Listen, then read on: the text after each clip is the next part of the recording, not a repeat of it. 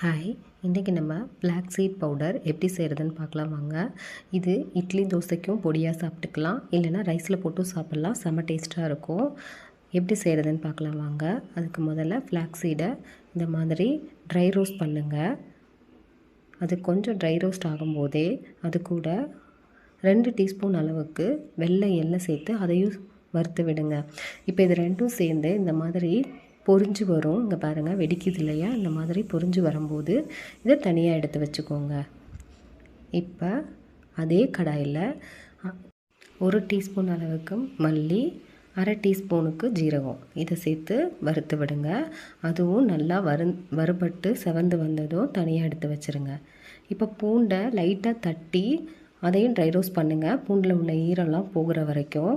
இப்போ பூண்டில் உள்ள ஈரம்லாம் போய் ட்ரை ஆகிடுச்சு. இதை தனியாக எடுத்து வச்சுருங்க.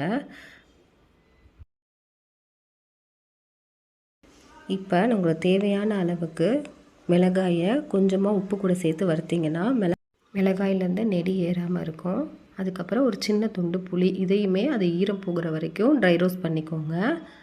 இதுக்கப்புறம் 2 டீஸ்பூன் அளவுக்கு நான் தேங்காய் சேர்த்து அதை நல்லா ட்ரை பண்ணுறேன். உங்கள்கிட்ட ட்ரை கோகோனட்டாக இருந்துச்சுன்னா அதை அப்படியே கூட நீங்கள் யூஸ் பண்ணிக்கலாம். இப்போ இதை எல்லாம் ஒன்று சேர்த்து ஆற வச்சு மிக்ஸி ஜாரில் போட்டு பொடி பண்ணி எடுக்கணும். பொடி பண்ணும்போது கொஞ்சம் பெருங்காயத்தூள் சேர்த்துக்கோங்க. இப்போ இந்த பொடியை நல்லெண்ணெயோ இல்லைனா நெய்யோ சேர்த்து சாதத்தோடையோ இல்லைனா இட்லி தோசையோடோ சாப்பிட்டு பாருங்கள்.